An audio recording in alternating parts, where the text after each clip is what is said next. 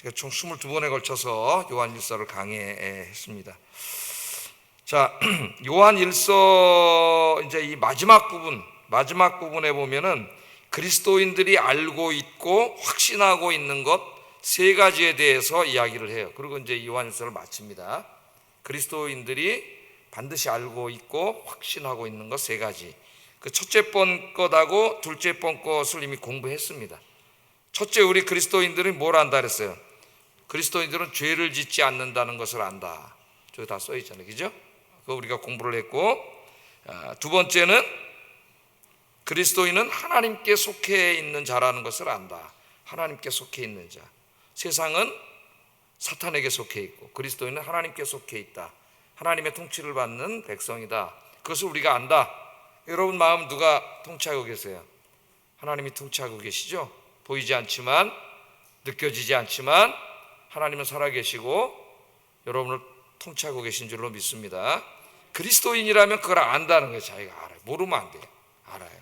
이제 오늘 이제 세 번째 시간입니다. 세 번째 오늘 공부할 내용은 뭐예요? 그리스도인들은 뭘 알아요? 예수님께서 성육신하신 하나님의 아들임을 안다. 성육신하신 하나님을 안다. 하나님의 아들임을 안다.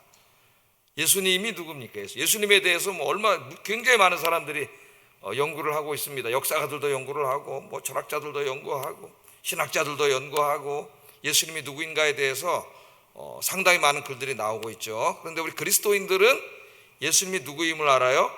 성육신하신 하나님의 아들임을 안다. 오늘 그 부분에 대해서 이제 마지막으로 공부를 하려고 합니다.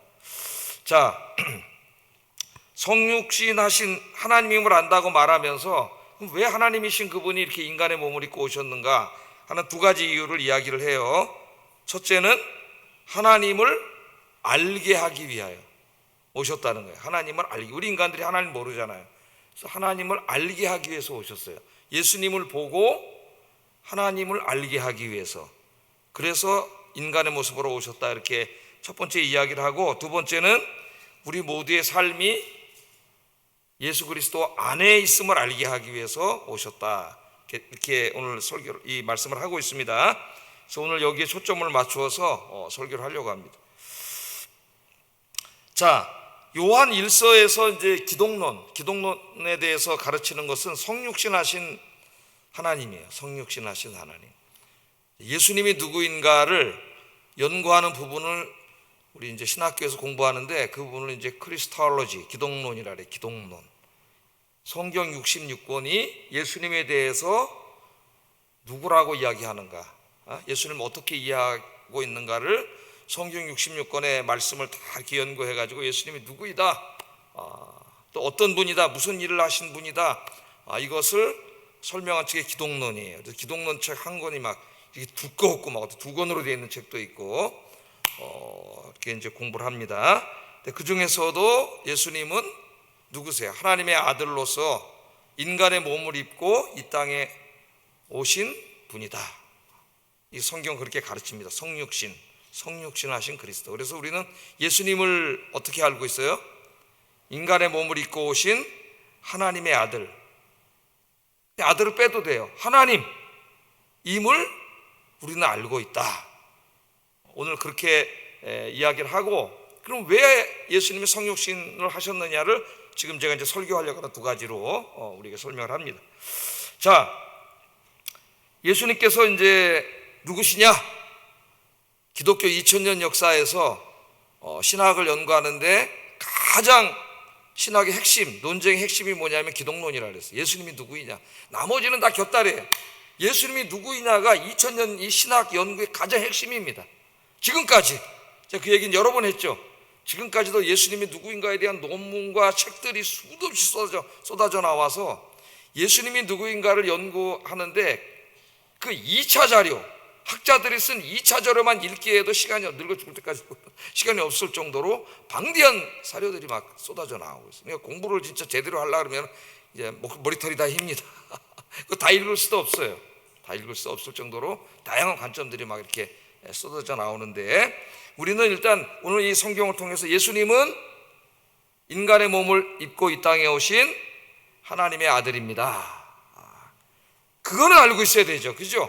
그 안에 포함된 진짜 엄청나게 많은 신학적인 의미는 고사하더라도 그거 하나는 분명히 알고 있어야 돼요. 그런데 요한 일서가 쓰여지던 이 당시의 사람들은 그것을 안 믿는 사람들이 많았죠. 그리고 또 이단들이 들어와서 예수님이 하나님의 아들일 리가 없다, 그분이 하나님일 수 없다, 요새 언어로 말하면 그분이 신일 수 없다, 그분이 인간이다, 신일 수 없다, 그렇게 주장을 했다 그랬죠. 그래서 사도 요한이 뭐라 그랬어요? 예수님이 인간의 몸을 입고 육신이 되신 것을 부인하는 자들은 다 적그리스도다 그랬습니다. 적그리스도. 그 적그리스도들이 이 요한일서가 쓰여지던 당시에도 있었고 지금도 똑같이 있는 거예요. 그 당시에는 플라톤 철학이 오염이 돼가지고 플라톤 철학의 이원론 기억나시죠? 동굴의 비유 제가 이렇게 말씀드렸잖아요. 플라톤 철학의 이원론의 핵심이 뭐냐면은 영적인 부분, 영은 선하고 인간의 육, 물질의 세계, 물질은 악하다 하는 영육 이원론입니다. 자, 이 당시에 지금 요한일서가 쓰여지던 당시에 그 그레코 로만 사회에 살고 있는 모든 사람들은 이 플라톤 철학이 오염되어 있는 사람들이에요. 그 이원론에 영은 선하고 육, 물질은 악하다라고 하는 이원론이 그냥 상식으로 받아들여지는 사회에 살고 있는 사람들이에요. 근데 그 사람들에게 이단들이 나타나가지고 야, 거룩하신 하나님이 어떻게 그 이 더러운 이 물질, 이 육을 입고 올 수가 있느냐, 그 말도 되지 않는다. 그러니까 이게 굉장히 먹혀 들어가는 거예요, 그 사람들에게. 왜? 이미 플라톤의 이원론에 오염되어 있잖아요. 영만 선하고 육은 악하다는데 어떻게 하나님이 더러운 육을 입고 올 수 있느냐. 그래서 많은 사람들이 교회를 떠나고 이단으로 넘어갔다는 얘기를 합니다, 오늘 요한일서에. 그래서 성육신을 강조하고 있어요. 그럼 21세기에는 그 당시에는 플라톤 철학으로 인한 그 불신이 만연했는데 21세기에는 모양만 다르지 똑같아요. 과학적 합리주의. 플라톤 철학이 아니라 21세기 우리 시대 사람들은 예수님이 성육신하신 하나님이라는 걸 안 믿어요. 똑같이. 한동안 중앙일보에서 계속 예수님은 신이냐 인간이냐 이렇게 계속 쓴 적도 있죠. 아마 읽어보신 분이 있을 거예요. 신이냐 인간이냐. 신일 수 없다. 어떻게 인간이 신이냐? 성경을 읽어보니까 어떻게 신이냐? 그분은 여성의 몸을 빌어서 왔지만은 인간의 방식이 아니라 성령으로 잉태됐다. 하나님의 전능하신 능력으로 잉태됐다. 그래서 처녀를 통해서 인간으로 태어나셨다. 그러니까 벌써 과학적 합리주의자들이 도저히 받아들일 수 없는, 어떻게 처녀가 아기를 낳냐? 있을 수 없는 일. 또 그분이 죽었는데 로마의 정치범으로 죽었다고 사람들, 역사가들은 다 알고 있는데 죽은 지 3일 만에 다시 살아나셨어. 아니, 죽은 자가 어떻게 다시 살아나냐. 이 과학적 합리주의를 도저히 받아들일 수 없는 거예요. 20세기, 21세기 다 마찬가지입니다. 19세기 계몽주의 시대부터 19세기, 20세기, 21세기 이 과학적 합리주의에 오염된 사람들에게 이건 도저히 받아들일 수 없는 거예요. 이것들이 신학에 영향을 미치면서 자유주의 신학자들이 탄생하고 예수님은 그냥 한 분의 선지자이거나 랍비, 유대 랍비이거나 굉장히 그 도덕을 잘 가진 도덕적 선생님이거나 어떤 사람은 견유 철학자라고 하는 사람도 있고 혁명가라고 하는 사람도 있고 이런 책들이 제 방에 가도 몇 권이나 있어요. 쏟아져 나와요. 이게 다 이단들, 적그리스도야. 예수 그리스도가 성육신하신 하나님의 아들임을 부정하는 자들은 다 적그리스도라 그랬어요, 성경에.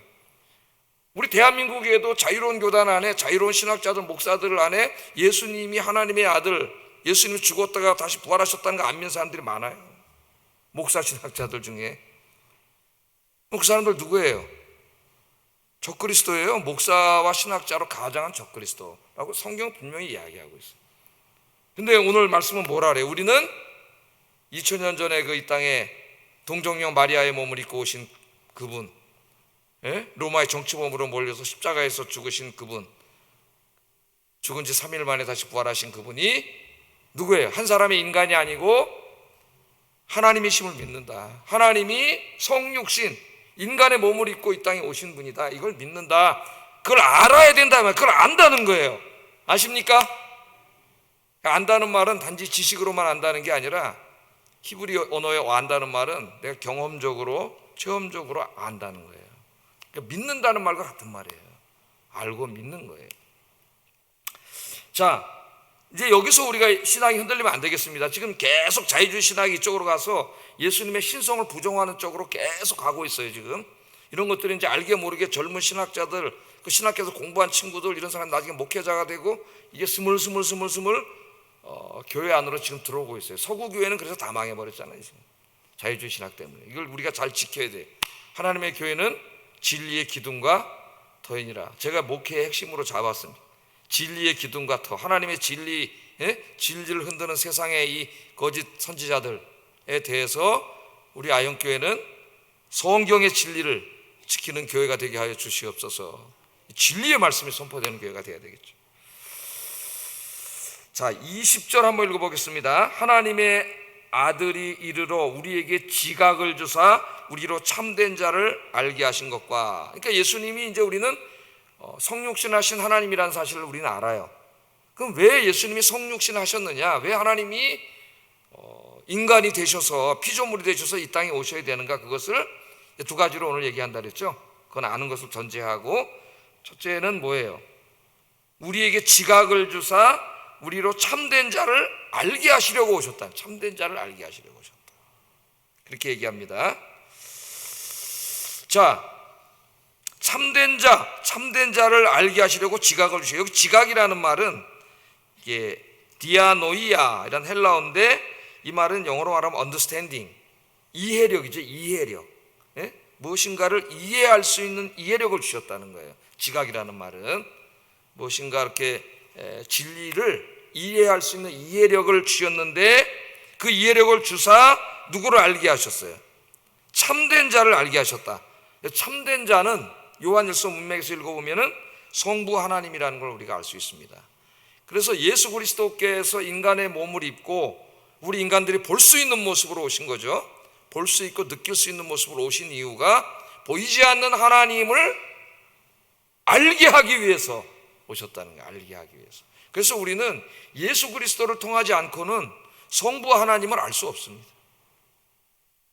그분이 어떤 분인지도 알 수가 없어요. 예?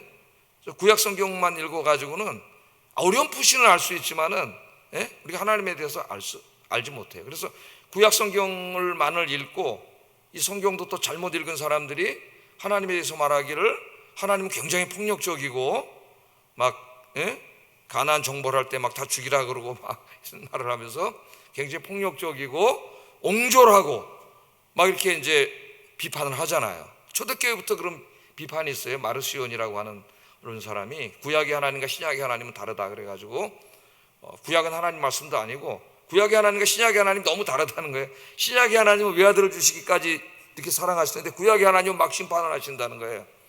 그러니까 예수 그리스도를 만나지 않고는 구약의 하나님도 제대로 이해할 수가 없어요.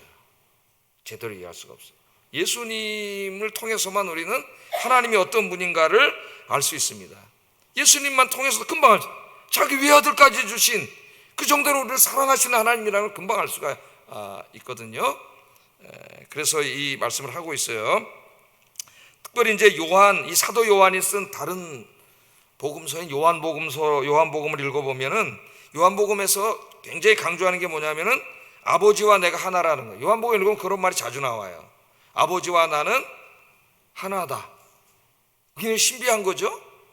우리는 뭐가 하나라래요? 부부는 하나다 그러지. 부부는 하나다. 한 몸이다 그러는데 부부가 진짜 한 몸인 부부가 몇 명이나 될까요? 하나인 부부가 맨날 싸우고 그냥 막 그러는데 아버지와 나는 하나다 그렇게 말씀하시면서 사람들이 자꾸 그런 하나님을 보여달라, 아버지를 보여달라 그랬습니다. 예수님의 제자 중에 한 사람 빌립도 자꾸 그렇게 하나님 아버지와 내가 하나라 그러고 그렇게 얘기하는데 좀 하나님 좀 보여주세요, 아버지 좀 보여주세요 그랬다. 저희도 그러잖아요. 좀 하나님 한번 좀 보여주세요. 그런 기도 한 적 있어요, 없어요? 저는 있어요. 중고등학교 때. 내 정말 하나님 한 번만 봤으면 좀 내 정말 이 믿음이 흔들리지 않겠는데, 하나님도 한번 보여주시면 안 됩니까? 나중에 성경 읽다 보니까 죄인 된 자로서 하나님 보면 죽더라고요. 안 보여주시고 안 봤지만은 믿게 하시고 알게 하시는 게 하나님의 은혜더라고요. 빌립이 자꾸 아버지를 보여달라 그러니까 예수님이 이렇게 말씀을 하셨어요. 요한복음 14장 9절 10절 한번 읽어보겠습니다. 시작.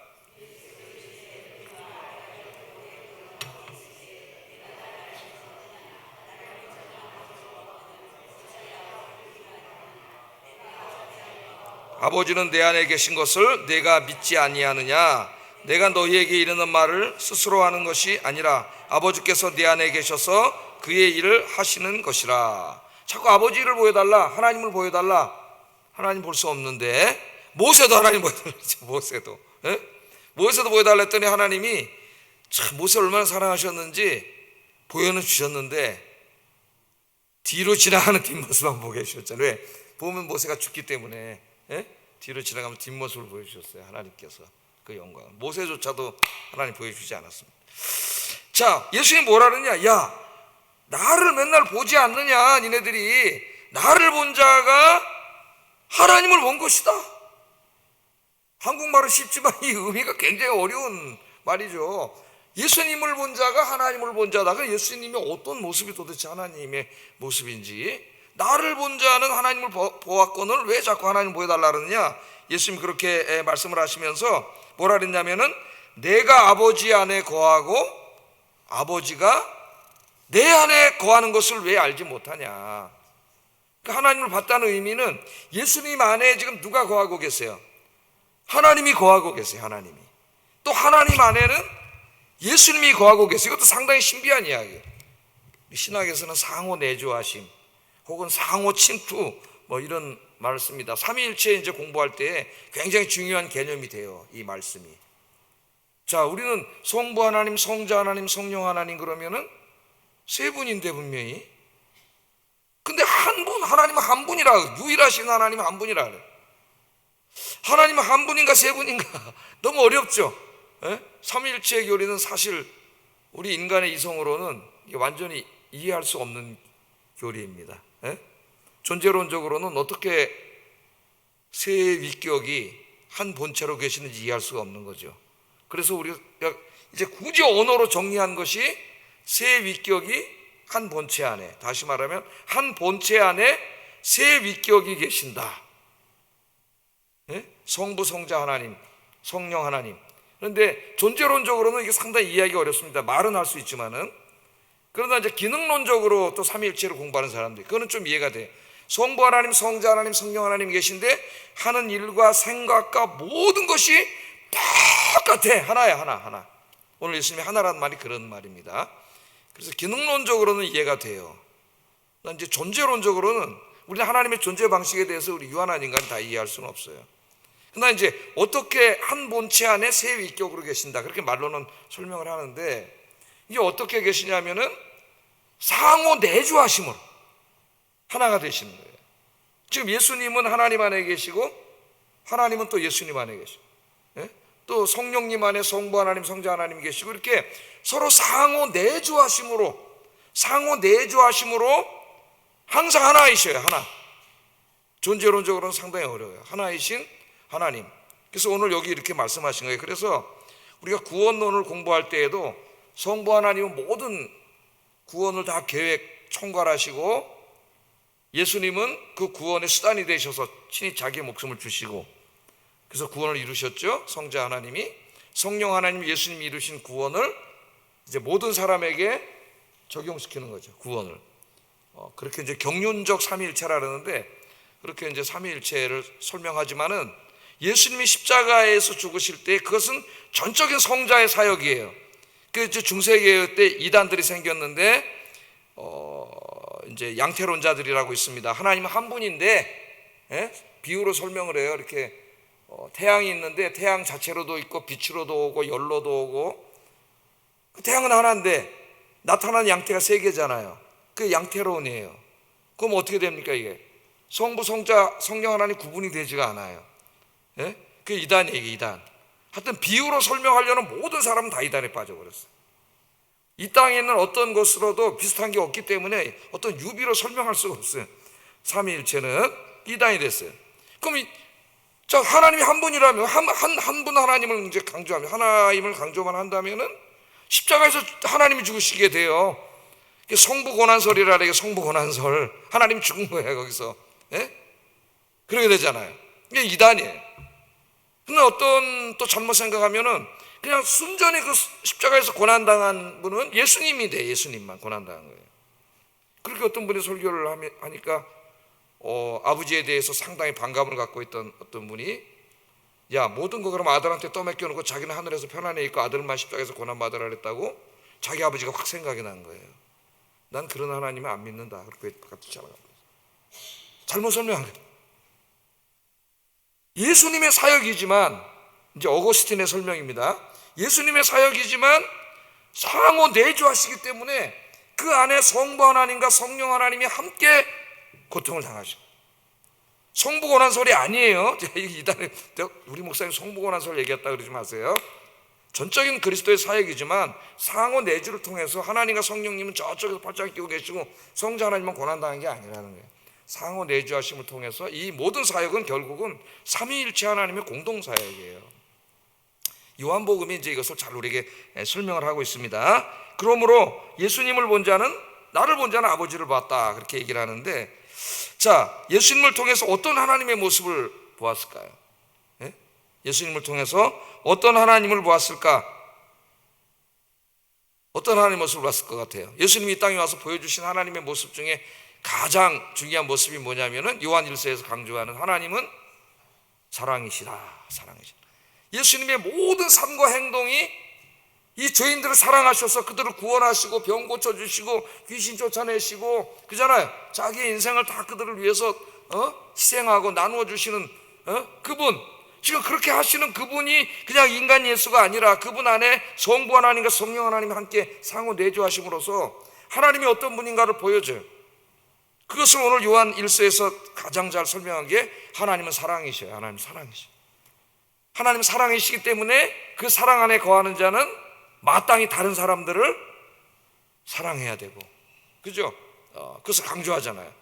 하나님이 외아들을 주시기까지 우리를 사랑하셨은즉 우리도 서로 사랑하는 것이 마땅하다. 그런데 그럼 사랑하고 사세요? 아니면 막 잡아먹으려고 그러고 사세요? 예? 사랑하고 사세요.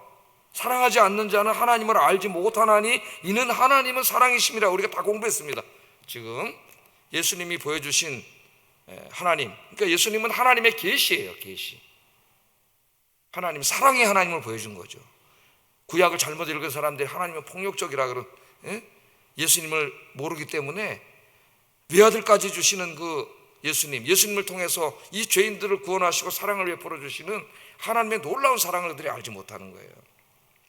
그래서 요한일서 4장 10절 한번 읽어보겠습니다. 시작.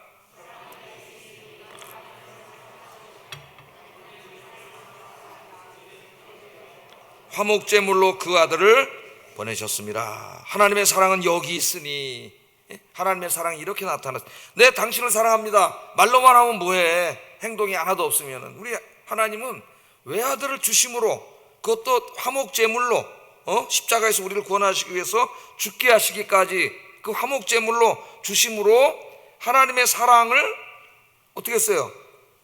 보여주신 거잖아요. 말로만 사랑하는 게 아니라, 입으로만 사랑하신 게 아니라 하나님이 그 사랑을 그렇게 보여주셨다는 거예요. 화목제물로 보여주셨다, 그렇게 이야기합니다.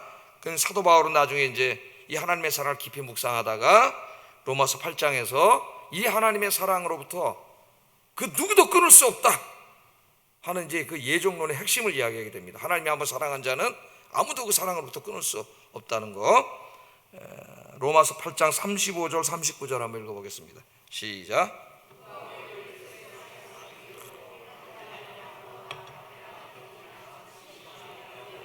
기록된 바 우리가 종일 주를 위하여 죽임을 당하게 되며 도살당할 양같이 여김을 받았나이다 함과 같으니라. 그러나 이 모든 일에 우리를 사랑하시는 이로 말미암아 우리가 넉넉히 이기느니라. 내가 확신하노니 사망이나 생명이나 천사들이나 권세자들이나 현재일이나 장래일이나 능력이나 높음이나 깊음이나 다른 어떤 피조물이라도 우리를 우리 주 그리스도 예수 안에 있는 하나님의 사랑에서 끊을 수 없느니라. 그 누구도 하나님의 사랑에서 끊을 수가 없어요. 하나님이 딱 붙잡고 계시기 때문에. 여기에서 여러분 예정론이 나온 거예요. 견인교리가 누구도 끊을 수 없어요. 하나님이 붙잡고 계시기 때문에. 지금 이 시간에도 여러분 언제까지? 영원히지 뭐. 영원히 세상 끝날까지, 또 그 이후에도 영원히, 계시록에서는 영원히 여러분 사랑하시는 아빠 하나님이 계시니까 여러분 힘들고 어려운 일이 잠시 있을지 몰라도 절망하지 말고, 너무 사랑하시는 하나님이 항상 여러분 아빠이시니까 하나님 의지하고 사시기를 주의 이름으로 축복합니다. 오늘 그리스도인은 이거를 알아야 된다는 거예요. 이거를 이제 머리로만 알지 말고 그 사랑의 하나님을 이렇게 경험하면서 사세요. 여러분 매일매일 삶 속에서 이런저런 일 속에서 하나님이 나를 얼마나 사랑하시는가 하는 사람을 이제는 여러분이 친히 경험을 하는 게 중요하잖아요. 그래야 그 하나님의 사랑의 높이와 깊이와 넓이를 알게 되잖아요. 넓이를 알게. 그러면 항상 감사하는 마음이 생기죠. 감사하는 마음. 자, 여러분 이렇게 되시기를 주의 이름으로 축복합니다. 자, 이제 성육신 하신 두 번째 목적을 우리가 안다 그랬어요. 그 두 번째 목적은 뭐냐면은 우리가 하나님의 아들이신 예수 그리스도 안에 거한다는 것을 안다. 거한다는 것을 안다. 20절 하반절을 읽어보겠습니다. 시작.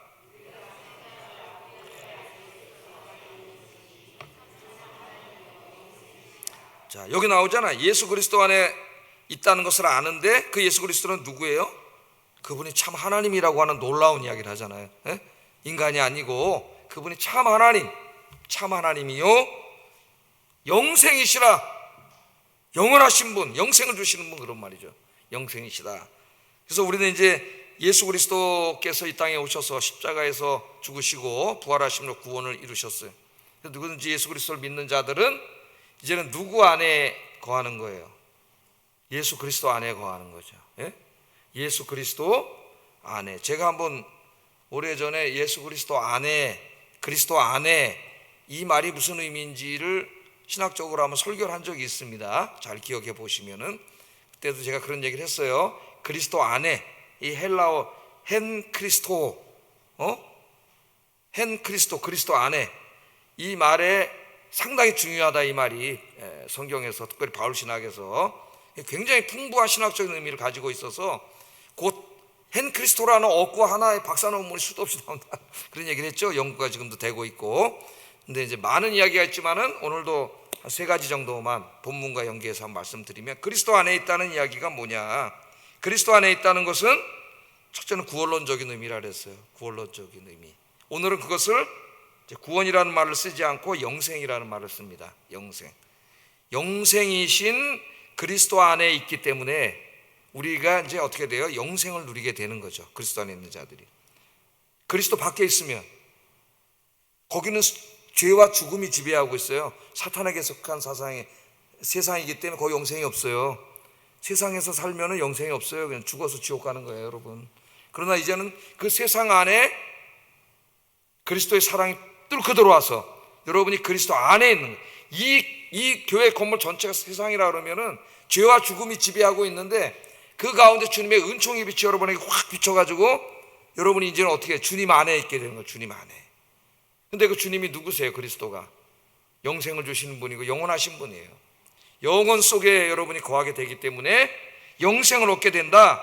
오늘 그렇게 성경이 이야기하고 있습니다. 이미 요한일서 5장 13절에 보면 내가 하나님의 아들의 이름을 믿는 너희에게 이것을 쓰는 것은 너희로 하여금 너희에게 영생이 있음을 알게 하려 함이라. 사람들은 몰라요. 영생이 있다고? 뭔 소리냐, 뭔 소리야. 어떻게 영생이 있냐, 살다 죽는데. 그러니까 9988-1233만 해도 행복하다 그러지. 영생이 어딨어? 모르잖아요. 영생이 있는데 영생이 없다 그래. 없는 게 진리라고 생각해, 저 사람들이. 불쌍한 사람들이에요. 근데 오늘 요한 1서를 왜 썼다 그랬어요? 영생이 있음을 알려주려고. 이제 여러분 아시기 바랍니다. 영생이 있음을 알려주려고 주셨다 그래요. 자, 이 땅의 삶이 다가 아니다. 이제 우리가 이걸 알고 살아야 돼. 이 땅의 삶이 다가 아니니까 이 땅의 삶이 다인 것처럼 여기다가 다 모든 것을 올인하고 사는 사람은 제일 어리석은 바보 멍충이에요. 그렇게 살다가 어떻게 하려고 그래, 나중에 하나님 앞에 가서. 이 썩어 없어질 육신의 삶이 다가 아닙니다. 그것도 모르고 교회는 댕긴다 하면서도 오직 이 육신에다가 그냥 모든 걸 다 때려박으면서 그냥 모든 걸 다 쓰고 사는 사람이 있어요. 이거 어리석은 바보 멍충이에요. 영생이 있음을 하나님이 알게 하시는데 영생이 없는 사람처럼 그렇게 살면 안 되겠죠. 다시는 우리가 부활하여서 다시는 죽지 않고 늙지 않는 영원한 몸을 받아 영생을 누리게 되는 존재임을 알게 하려고 요한일서를 썼어요. 요한일서. 요한복음도 제일 나중에 보면 그 말씀을 하죠. 이 요한복음을 읽고 영생을 얻게 하려고 썼다 그래요. 영생을, 이걸 깨닫고 영생을 얻게 하려고 썼다, 그렇게 말씀을 하고 있습니다. 자, 그 영생의 모습을 빌립보서 3장 20절 21절에 이렇게 이야기하고 있어요. 읽어보겠습니다. 시작.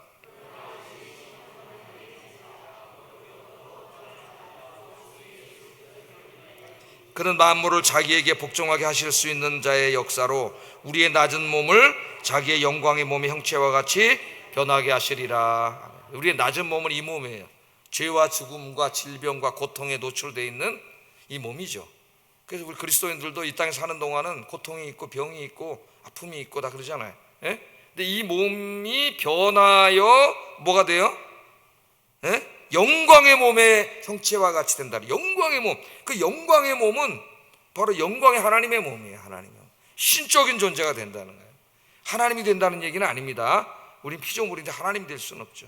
하나님의 그 영광의 몸, 다시는 죽지 않고 병들지 않고 늙지 않는 그 영광스러운 몸을 얻게 한다. 그 몸으로 영생한다. 그 몸으로 영생한다. 계시록에 보면 거기는 다시는 죽음이 없고 슬픔도 없고 눈물도 없고 병도 없고. 할렐루야. 그런 나라 가서 살고 싶으세요? 여기서 살고 싶으세요? 예? 예, 그런다고 먼저 가려고 그러면 안 되고, 예, 하나님이 오라 그러면 가면 돼요. 하나님 다 알아서 데려가셔요. 내가 여기서 먼저 간다고 이상한 행동하면 그 죄가 돼요. 예, 우리에게 영혼이 있다는 거, 예수님이 이렇게 요한복음 10장 28절에 내가 그들에게 영생을 주노니, 한번 읽어보겠습니다. 시작. 또 그들을 내 손에서 빼앗을 자가 없느니라. 여기도 이게 다 예정론의 밑바탕이 되는 말씀이에요. 영생을 줬는데 빼앗을 자가 없다 그러잖아요. 그러니까 하나님 구원한 자가 탈락하지 않는 거예요. 왜? 예수님 잡고 있기 때문에 빼앗지를 못해 아무도. 여기서 이제 예정론이 나오는 거예요. 예정론이. 믿는 자들에게 영생을 주신다 그랬으니 여러분들은 이미 뭘 받았어요? 영생을 받았어요. 그 영생을 하나님 잘 간직하고 계시. 이미 여러분 안에 그 보증으로 성령님을 주셔서 이제 영생을 갖게 됩니다. 그래서 교회 다니는 사람과 안 다니는 사람은 똑같은 사람이 아니에요. 영생이 있는 자, 생명이 있는 자와 생명이 없는 자예요. 이 사람은 진짜 99881234 안에 행복한 사람이지만 영생이 있어요. 영생. 이 소망을 갖고 사시기를 주의 이름으로 축복합니다. 그래서 예수님이 이 땅에 오신 거예요. 2000년에 영생을 주시려고. 그 다음에 이제 그리스도 이 안에 있다고 하는 거, 두 번째는 우리가 그리스도 안에 있으니까 이 세상은 사탄이 죄와 죽음으로 통치하고 있는데, 그 안에서 사람들이 온갖 고통을 당하고 있는데 예수 그리스도 안에 있으니까 벌써 어떤 의미가 다가와요? 예수님이 지켜주심, 보호하심. 예수님이 보호막을 치시고 지켜주심. 그래서 그리스도 안에 있다고 하는 말은 그리스도의 보호 안에 있다는 말이 돼요. 보호 안에 하나님이 지켜주신다. 이사야 43장 1절 2절 그 유명한 말씀 한번 읽어보겠습니다. 이사야 43장 1절 2절 시작. 이스라엘아 너를 지으신 이가 말씀하시니라. 너는 두려워하지 말라. 내가 너를 구속하였고 내가 너를 지명하여 불렀나니 너는 내 것이라. 내가 물 가운데로 지날 때에 내가 너와 함께 할 것이라. 강을 건널 때에 물이 너를 침몰하지 못할 것이며 내가 불 가운데로 지날 때에 타지도 아니할 것이요 불꽃이 너를 사르지도 못하리니. 할렐루야. 하나님의 사랑하는 백성들 하나님 지켜주셔요. 때로는 물 가운데로 지날 때도 있고 불 가운데로 지날 때도 있죠. 물과 불 다 고통스러운 것입니다. 그런데 물이 우리를 죽이지 못하고 불이 우리를 사르지 못해. 왜? 누가 지켜주세요? 하나님이 지켜주신다. 믿습니까? 주 안에 있어요. 불이 나고 물이 몰아쳐도 주님 안에 있기 때문에 하나님 보호막을 쳐놓는다 이거예요. 시편 121편 1절 4절 읽어보겠습니다. 시작. 나의 도움이 어디서 올까? 나의 도움은 천지를 지으신 여호와에게서로다. 여호와께서 너를 실족하지 아니하게 하시며 너를 지키시는 이가 졸지 아니하시리로다. 이스라엘 지키시는 이는 졸지도 아니하시고 주무시지도 아니하시리로다. 아멘. 하나님은 졸지 않니. 여러분 주무실 때에도 오늘 밤에 주무시잖아요. 근데 하나님은 졸지 않으시고 주무시지 아니하시고 여러분 잘 때도 지켜주신다. 하나님 지켜주신다. 그렇게 고백하고 있습니다. 세 번째, 이제 마지막으로 이것만 하겠습니다. 우리가 그리스도 안에 있다는 것은 하나님의 주권적인 섭리 안에 있다는 것이라고 제가 말씀드렸어요. 주권적인 섭리. 그래서 우리의 인생은 그냥 우연한 사건들이 어떨 때는 재수가 좋아가지고 그냥 잘 되고, 어떨 때는 재수가 나빠서 안 되고, 그런 행운에 달린 인생이 아니야. 예? 또 운명도 아니에요. 이미 태어날 때부터 무슨 알 수 없는 어떤 뭐 우주적인 힘인지 뭔지에 다 정해져 가지고, 예? 사주팔자가 정해져서 그냥 그 운명대로 가는 운명도 아니에요. 이게 헷갈리면 안 됩니다. 예? 그거 네 운명이야. 그건 그리스도인이 아니에요. 뭐 운명이야. 운명은, 그리스도인의 삶은 하나님의 주권적인 섭리 가운데 있다 그랬지, 무슨 운명이 어디 있어요. 운명이. 예? 여러분, 누가 우리 인생 가운데 그리스도인들은 다 그 삶에 일어난 모든 일들에 우연이 없어요. 다 하나님의 선하신 목적과 뜻 가운데 이루어진 일인 줄로 믿습니다. 그래서 그 유명한 말씀이 있잖아요. 로마서 8장 16절 17절 한번 읽어보겠습니다. 시작.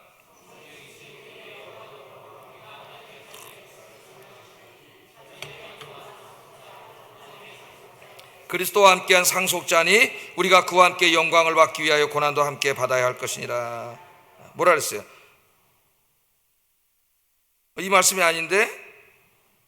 예? 잘못 줬나 보다. 주님 안에 있는 자들은 어떻게 돼요? 예? 하나님의 사랑을 받은 자들은 모든 일이 협력하여 선을 이룬다 했죠. 모든 일이 협력하여 선을 이룬다. 모든 일이 협력. 좋은 일이든 나쁜 일이든 슬픈 일이든 그 모든 것들이 하나님의 손 안에 있고 그것들이 다 협력하여 선을 이룬다고 성경은 이야기하고 있습니다. 그것은 다 하나님의 뜻과 섭리 가운데 있는 거예요. 그래서 모든 고통에도 다 하나님의 뜻과 섭리가 있는 거예요.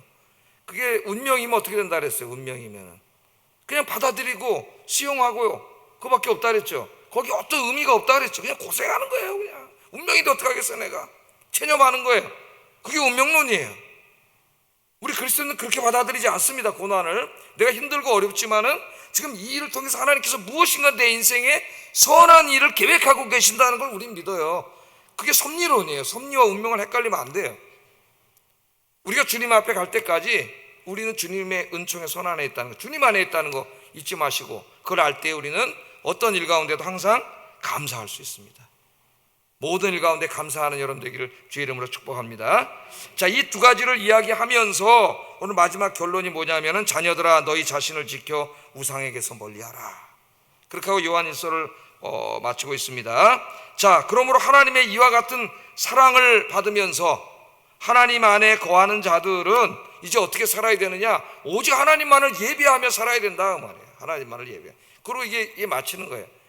예? 하나님 우리를 너무 사랑하셔서 인간 되셔서까지 이 땅에 오셔서 우리를 구원해 주시고, 그죠? 우리를 그리스도 안에 보호막으로 보호해 주셔서 영생을 주시고 지켜주시고 우리 인생을 섭리해 주시고, 그렇게 하시는 놀라운 하나님의 사랑을 받는 사람들이잖아요 우리가. 그런데 우리 어떻게 살아야 되느냐? 마지막 결론이 뭐예요? 우상 숭배하지 말고 하나님만을 예배하며 살아야 된다. 그렇게 하고 요한 1서를 마치고 있습니다. 우상은 이제 내일 예레미야서에 나오지만은 뭐 제가 여러 번 설교를 했죠. 꼭 형상, 무슨 이런 종교 형상, 어떤 신의 형상만은 우상이 아니에요. 인간이 자기가 의지하기 위해서 손으로 만들어 놓은 것을 우상이라고 합니다. 내일 이제 예레미야서에 나와요. 새벽기도 때 인간이 손으로 만들어 놓은 것이 하나님을 노엽게 한다 그래요. 그러니까 그것은 단지 어떤 형상만이 아니라 그 돈일 수도 있고 자기의 안전을 위해서 인간의 손과 머리를 짜서 만들어 놓은 여러 가지 어떤 경제적인 안전장치라든가 이런 것일 수 있어요. 하나님보다 더 의지하는 것, 그런 게 다 우상이에요. 그것을 더 신뢰하고 살고 섬기고 살고 그러지 말고 하나님이 이렇게 우리를 사랑하시고 지켜주신다는 거 아시고 오직 모든 우상을 다 버리고 오직 하나님만을 사랑하고 하나님을 섬기고 예배하며 사시기를 주의 이름으로 축복합니다. 그렇게 요한일서가 끝나고 있습니다. 하나님만을 예배하며 기도하겠습니다. 세 가지를 기도합니다. 우리를 사랑하시는 하나님의 사랑을 깊이 느끼고 체험하게 매일매일 삶 속에서 하나님의 사랑. 두 번째, 우리에게 영생을 주시고 지켜주시고 섭리하시는 주님의 사랑을 기억하며 감사하게 하소서. 세 번째는 우리를 향하신 하나님의 사랑을 깊이 묵상하면서 남은 인생을 모든 우상을 버리고 하나님만을 예배하며 살게 하소서. 기도하겠습니다.